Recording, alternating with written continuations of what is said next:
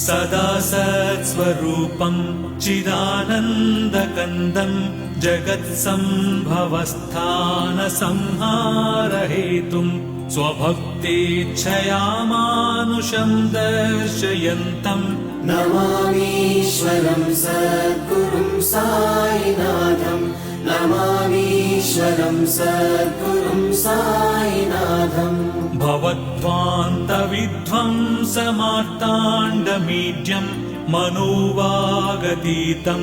मुनिर्ध्यानगम्यं जगद्व्यापकं निर्मलं निर्गुणं त्वाम् नमामीश्वरं सद्गुरुं साईनाथं नमामीश्वरं सद्गुरुं साईनाथम् भवाम्बोधिमग्नार्दितानां जनानां स्वपादाश्रितानां